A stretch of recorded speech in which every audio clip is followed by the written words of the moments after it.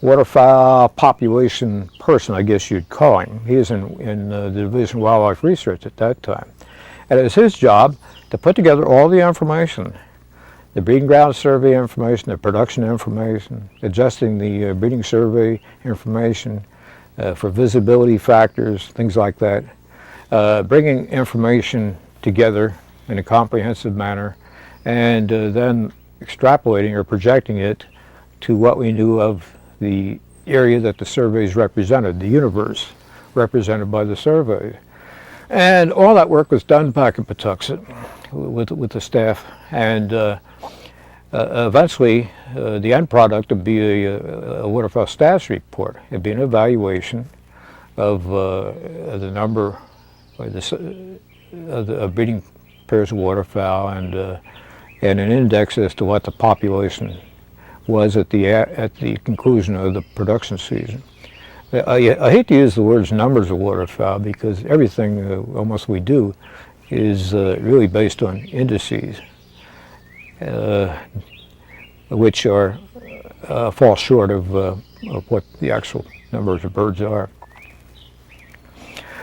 Then Walt was involved in carrying that information from the surveys and everything and reporting this to the federal folks who are involved in establishing waterfowl frameworks.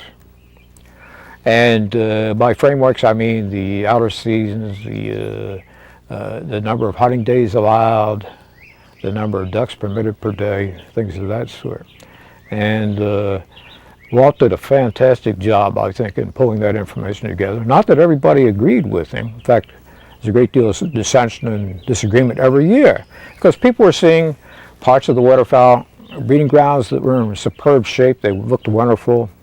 Other parts were probably just as bad the other way. And the same with the public. The public would see bits and fragments of wetlands habitat and wintering populations. And what they don't appreciate is that what they're looking at is not representative or typical of the whole universe. And when we're dealing with a continental population like waterfowl, that has to be our basis as to what the total population is doing. We're of course interested in what segments of it are doing too, because they have their own flyways and wintering areas. What amazes me is that this was before the time of computers. I mean, you're having all this data that you have to, in effect, write down by hand and adding machines. And how long a process was that? I mean, were they doing it in good time? Or? Well, they were doing it with the old Monroe calculators. I'm answering the question about how the data was processed, and in the days I'm speaking of now, we did the Patuxent Wildlife Research Center where Walt was located after he moved from the Washington office out there.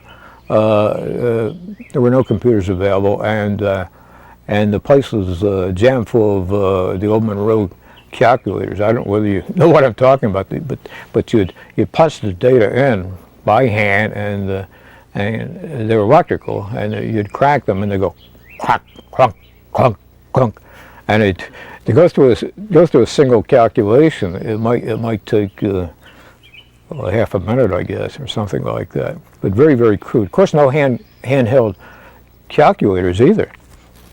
Well, I talked about Cussy, but I should say Walt wasn't the first one to put together information of this sort, because surveys have been carried on for a long time up in the Canadian prairies.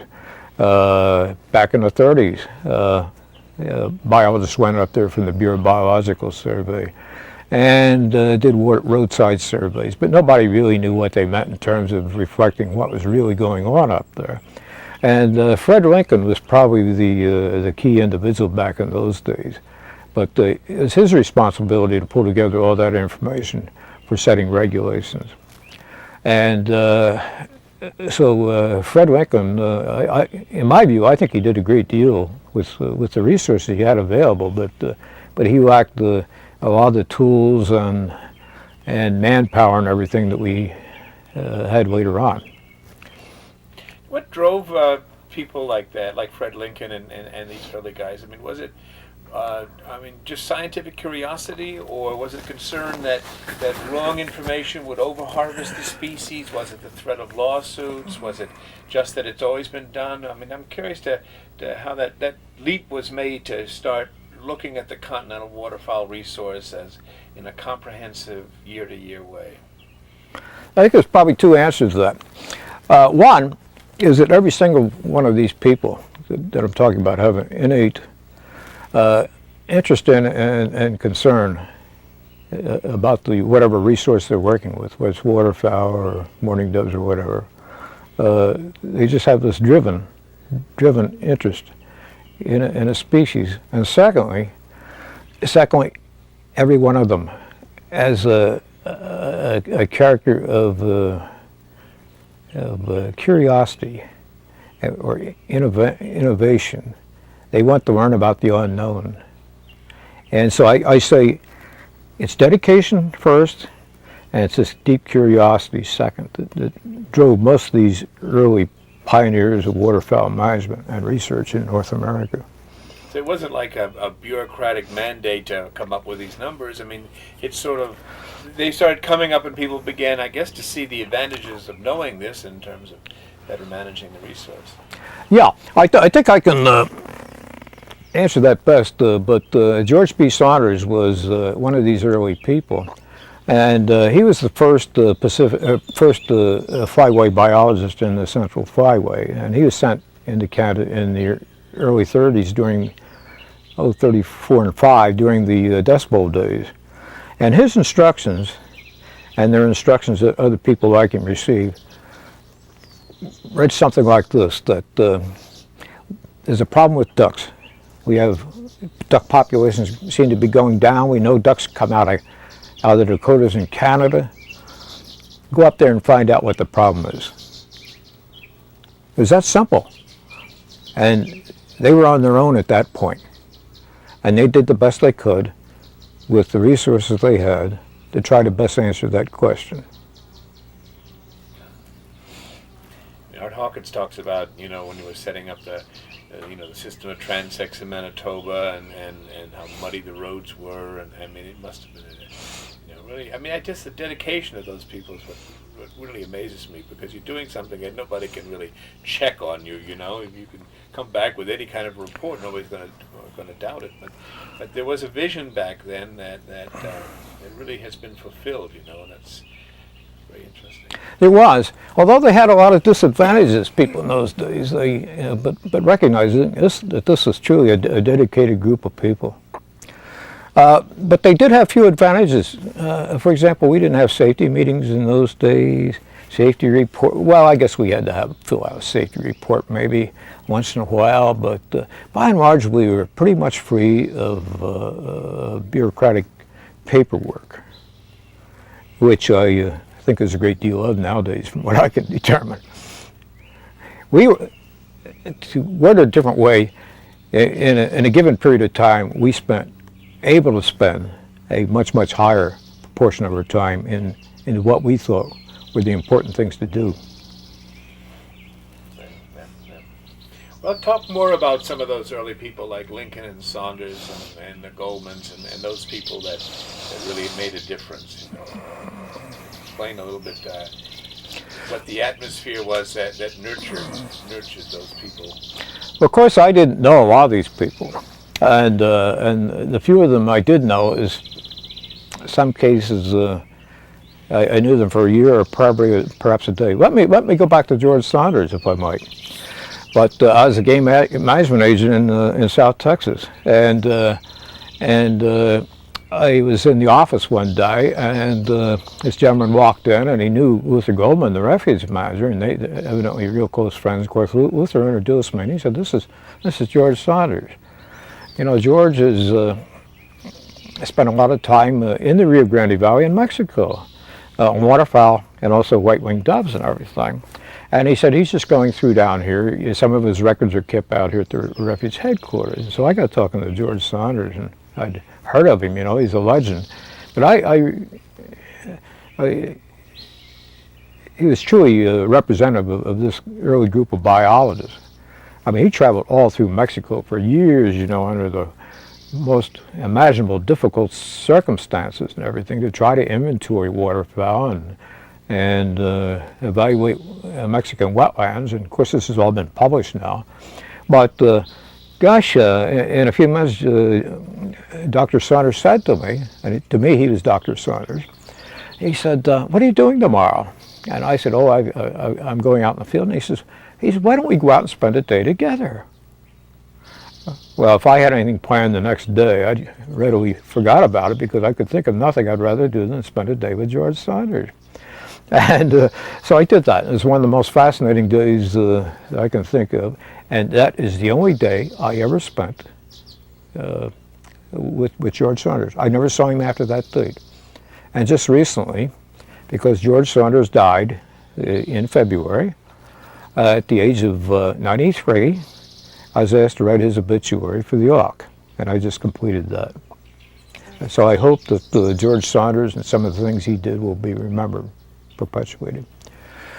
Clarence Cottom's someone you read about a great deal too. Of course, he came out of Utah, and he was chief of wildlife research for the Bureau of Biological Survey and also into the Fish and Wildlife Service days.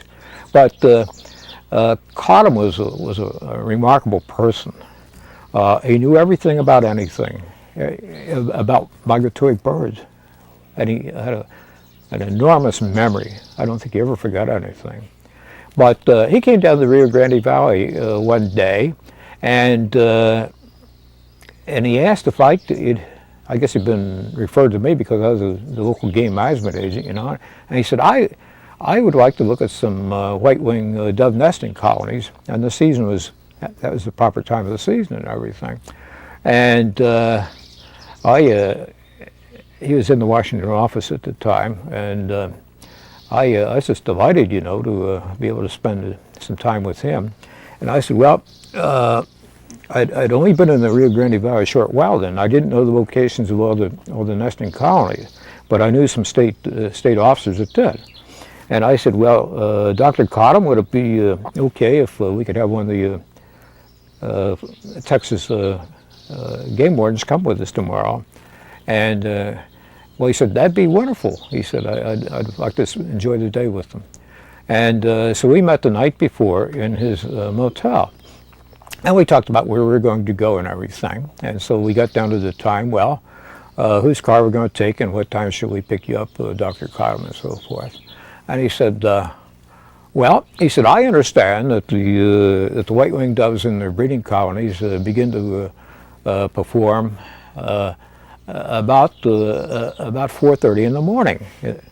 And it's getting a little light at that time, you know, and so they're going into their breeding behavior and everything. And so he said, why don't you pick me up at the hotel about 4 o'clock in the morning, tomorrow morning?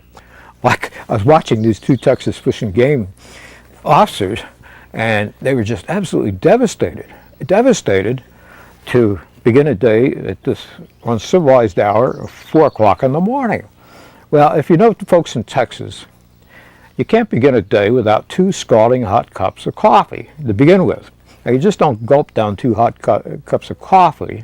You have to exchange the pleasantries of the day and everything. And breakfast with Texas folks is a leisurely exercise. But anyway, we did meet Dr. Cottom at 4 o'clock in the morning, and I think he was satisfied in seeing what there was to see at the breeding colonies. Of course, Cottom went on to be a co-editor of the book on the white-winged dove. Well, continue your career, you know, from the work in Saskatchewan and, okay. and being in Texas. And okay, well, okay, for 2 years, 1955 and 56, I worked on the study area there at Swift Current. Okay, well, things happened on the prairies as they always do. Prairies got dry. The potholes didn't have water in the spring of 57. You know, that country only gets about 12 inches of precipitation a year. It is dry country. And only under the best of circumstances do the potholes really fill up. So that happened to be the situation in 57. So Chrissy made the decision not to continue the success study area, but we still had the big survey a banding program underway, cooperative banding program. And by cooperative, I mean it was Fish and Wildlife Service, and it was volunteers or people assigned from various fish and game departments. If Ducks Unlimited had someone available, or the provincial people. So the crews, which were usually 5 to 6 people, represent a broad array of backgrounds and everything. So anyway, I was asked to lead the crew in 1957 through western Saskatchewan. And the country was laid out in degree blocks of latitude and longitude, and our objective was to band 100 flightless mallards in each of these degree blocks.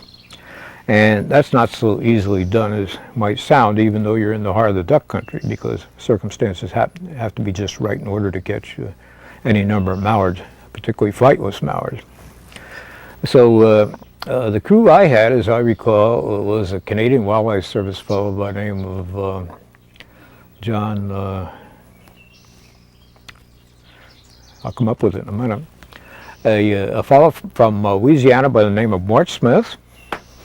And Mort eventually ended up with the Fish and Wildlife Service as head of the aerial survey crews, same job that Jim Volzer now has.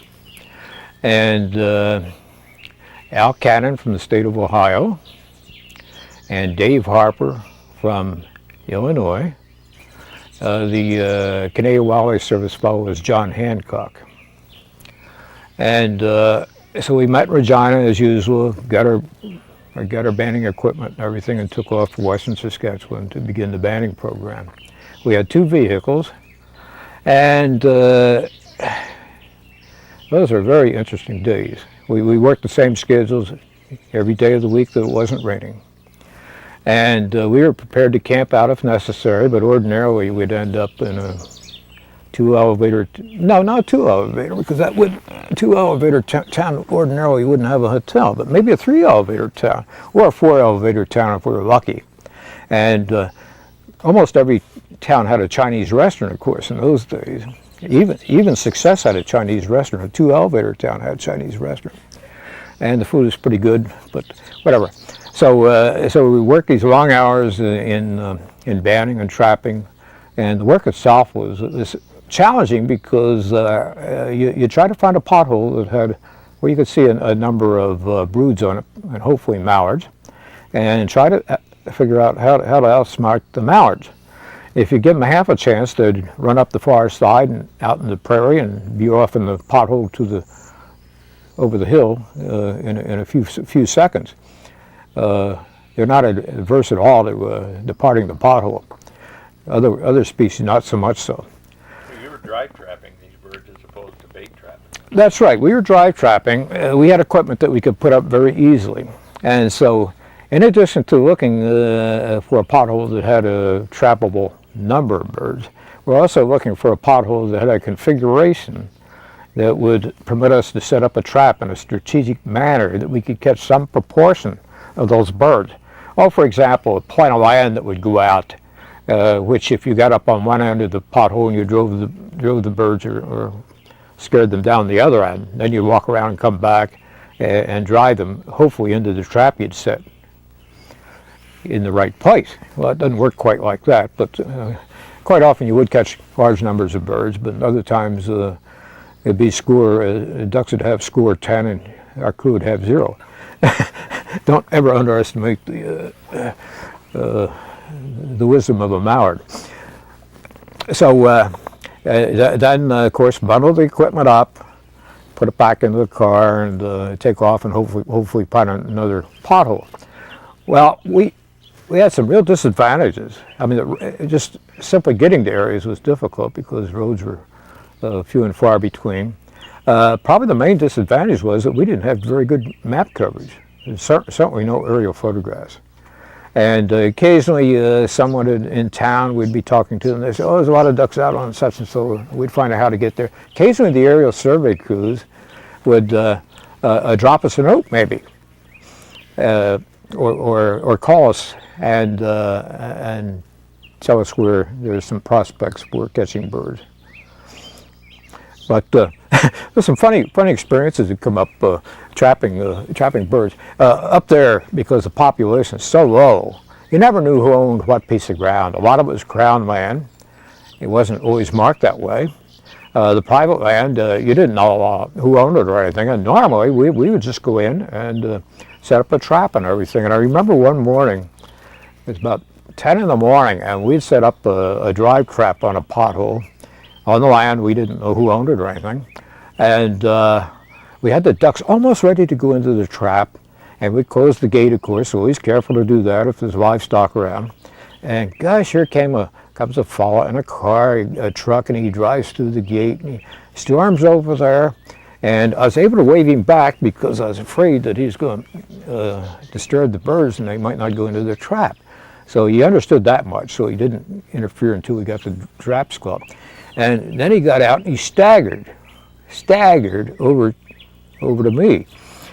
And he said, you folks know whose land this is. And he was drunker than a skunk. And I said, no. I don't know who owns this property. And he says, well, it's my property. He says, you don't have permission to be out here on my property. And I said, yes, we do. We have permission. And he straightened up and he said, who gave you permission to be on the property here? And I said, the Queen. And he says, I can show you that. And I pulled out my banning permit, which I carried with me personally. It was a Canadian banning permit. And the letterhead, of course, in those days, you know, had the Queen's, not logo, but whatever you'd call it, in the letterhead, you know. And it was a very official-looking document, you know. And I said, here's the permission from the Queen. And he looks at it and he shook his head and he says, okay. Went back, got in the car and drove away. But one more incident about the banning cruise maybe. But we'd stay in these. Hopefully, we'd try to find a little town that had a hotel in it.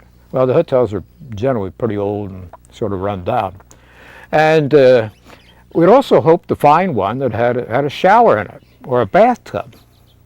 And hopefully, having found that, they had hot water. Well, you take a banning crew, 5 guys have been out there sweating, and everyone badly in need of a shower or bath or something. Obviously, you run out of water. So, I mentioned Dave Harper from Illinois, and Dave was the youngest of the crew, so I guess that's why he bore the brunt of everything. But to begin with, he used to ride with me, and I put although I had a radio in the government car, it was not for official channels in Texas, and so I couldn't pick up a.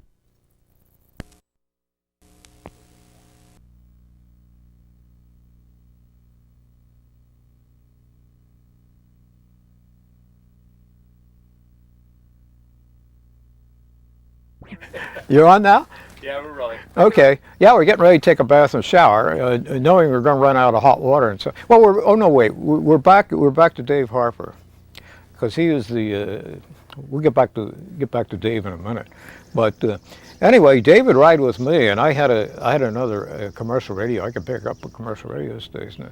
Invariably, Dave would he'd crank up the radio.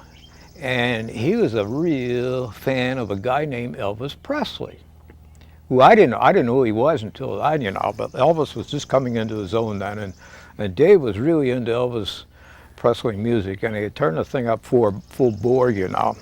And so anyway, thereafter, I'd always say to Dave, Dave, why don't you ride in the other car here, so we circulate around, you know, have different people. So we all get to know each other real good. And boy, we did get to know everyone real good at the end of the summer. But anyway, I took care of the Elvis Presley problem that way. I always happened to have some other person riding with me. Well, back to needing a bath and a shower. So we always knew we were going to run out of hot water. So one of the fellows suggested, well, because David always beat us in there. He was real savvy that way, you know. He'd go into the music, get the first shower, And so somebody didn't think that was very democratic, so they set up a system of drawing short straws for the shower. Hopefully you get one shower. I mean, one guy gets a shower, maybe a second one would, but not all 5 or 6. And so anyway, one of the crew members was handling the straws that we draw every day. And it's the oddest thing because Dave would always draw the short straw, you know. Dave was always the last man for the shower. And he never figured that out. Never figured it out. Okay. Well, anyway, at the end of about a month of banding waterfowl up there, you know, you got to know your crew members really well. And there's some wonderful people. We were all different, of course, and we had our own problems and we had our own attributes and everything. But we were, there's a real sense of camaraderie that developed, and I think most of us kept in touch with each other in the years ahead. I know I did with most of my crew members, and I bumped into them in many places thereafter. Did you get any indication of band returns? Were you part of that process like they are now? How successful was the banding thing? And was it sort of reconfirming the flyways? Yeah. Well, each the leader of each banding crew held the master permit, and we'd take turns doing different things like recording data and things like that. And in case you're right at the end, you know, I'd even say to one of the fellows, I said, "Well, I think I know where I'd put a trap on this pothole, but where would you put it?" And occasionally we'd try their way, you know, or whatever. But because I held the banding permit, then I got the returns or the reports of the birds taken that year and following years, as long as there's a bandable population still surviving. So that was really fascinated me. But a lot of our pintails, for example, ended up in the in California, Grizzly Island, Suisun Marsh, Central Valley of California. I know I got a report one time of a pintail been shot by the fellow by the name of Orange Melchior. He doesn't mean anything to you, probably, most of you, but Orange Melchior was a very famous opera tenor, and evidently he'd been shooting there. And I sort of regretted, you know, I had his address. I sort of regretted, you know, that I didn't write back to him and try to determine what the circumstances were or whatever. Were you getting good compliance with returns? What percent? Compliance, you mean then of the birds shot? How many were actually reported by hunters? I should say that, of course, most of our band recoveries were from hunters, because that was the chief source of mortality. And of course, that's always been a big question in wildlife management over the years, as to what proportion of the bird bands that people encounter, maybe not necessarily shoot them, but find dead birds, whatever, actually end up being reported to the bird banding laboratory. And so there's been a number of band reporting studies done.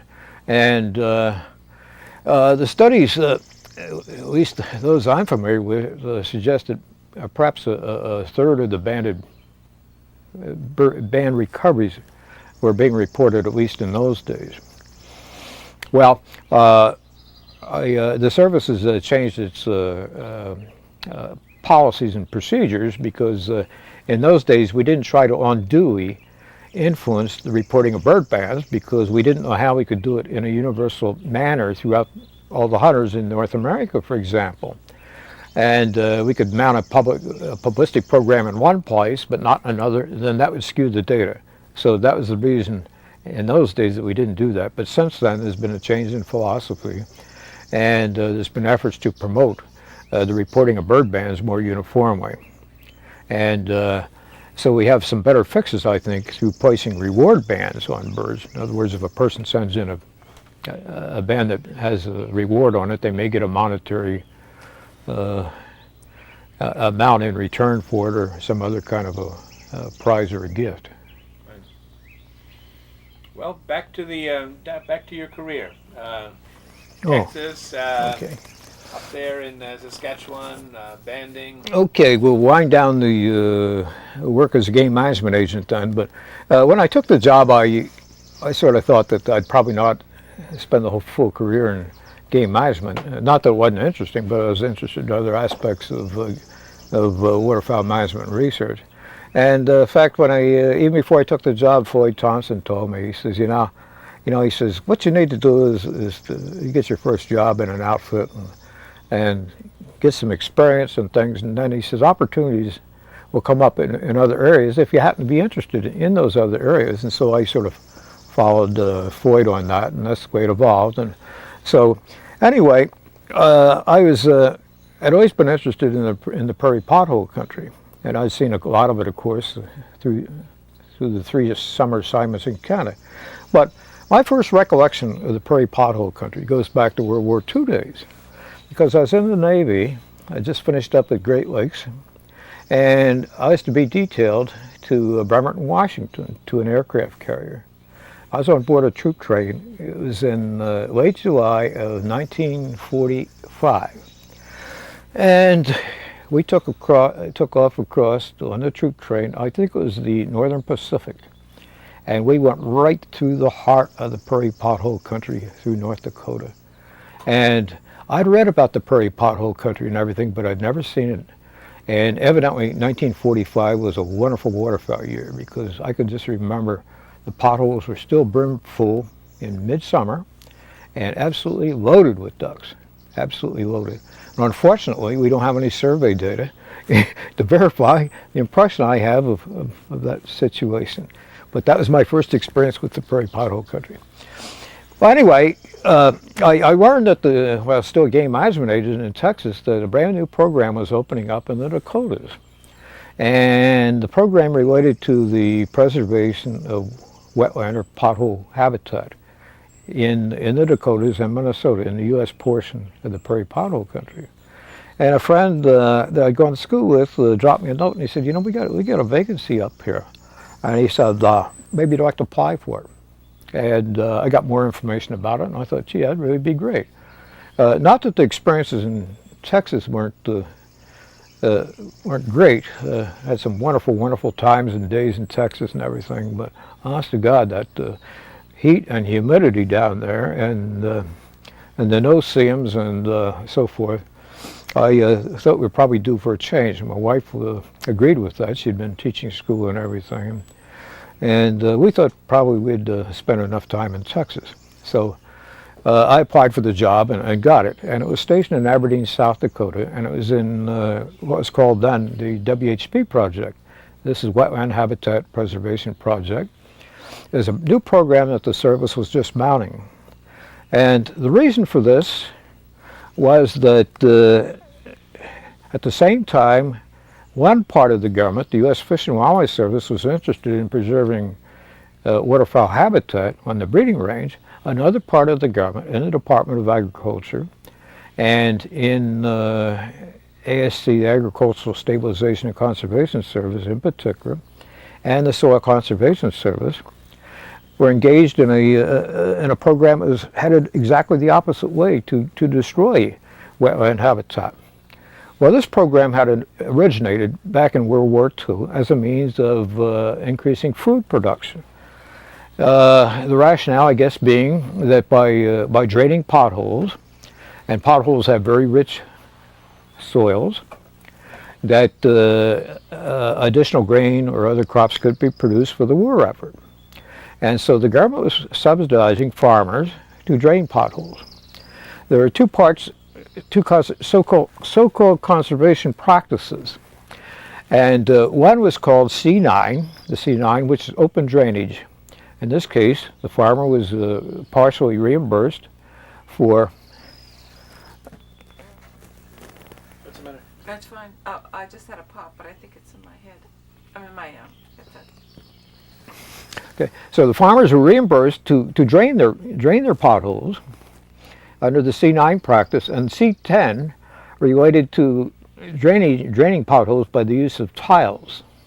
Tile is required for draining wetlands and where the rainfall precipitation seems to be higher. Out in the prairie, Johnny Winch's bald open prairie, C9 ditches did the same job, cheaper. So here we have these two parts of government operating at just opposite means. Well, this first came to light in, I believe it was 1949, when Clay Schoenfeld wrote an article for Field and Stream. It's called Goodbye Potholes. And Coy was a journalism student at the University of Wisconsin. I never had the privilege of meeting him. But he did this wonderful, wonderful article. He came out to the field. He talked to waterfowl biologists in the Fish and Wildlife Service. He talked to state biologists. He talked to the people in the Department of Agriculture who were involved in a program and everything. And he did a wonderful piece of investigative reporting. And Goodbye Potholes is truly one of the most remarkable and important pieces of popular literature in the whole era of waterfowl management and research. And I sometimes wonder how many waterfowl biologists have ever read, particularly waterfowl biologists today, have ever read Goodbye Potholes. So, in order to some way better evaluate what was being done by the Department of Agriculture and to find means of offsetting it, Fish and Wildlife Service set up the WHP project in Region 3 out of Minneapolis. And the program was under the division of River Basin Studies. They didn't know where else to put it. That seemed to be the most likely outfit because it was an outfit that dealt with other federal agencies, particularly the Bureau of Reclamation. And so when I arrived on the scene, the program was being administered by Warren Nord in the regional office. He was head of River Basin Studies, but under him was a fellow by the name of Bert Rounds, and his deputy was Ray St. Urs. I worked directly with Bert and Ray for 7 years out of Aberdeen. Our field stations were called later became known as area acquisition offices, and they were located in Devil's Lake in North Dakota, Jamestown and Minot. In South Dakota, we eventually had another office in Huron, and in Minnesota, the offices were in Fergus Falls and Benson. Grady Mann was in Fergus Falls, and Clyde Oden in Jamestown, and Bull Madden in Devil's Lake, and George Jonko in Huron, and those are the names that come to mind. So we were essentially given a free hand. We were not told, how to do this job. We were expected to exercise whatever ingenuity we could to evaluate the situation and try to figure out some solutions to it. So in the beginning, we would testify a great deal before different agricultural meetings where the various agricultural programs were being discussed. We'd point out that there is another side to this. We were very concerned about the loss of wetlands and so forth, and I think we made some headway there. We did a lot of publicity work, wrote a lot of articles, attended a lot of meetings promoting the value of wetlands. And although waterfowl was the primary resource we were concerned about, we also recognized and tried to lead other people to understand that wetlands had far other values too than waterfowl. They produced habitat for many other wildlife creatures, and we thought they served some hydrological purpose in retaining water, not getting water off the land as fast as possible into the lower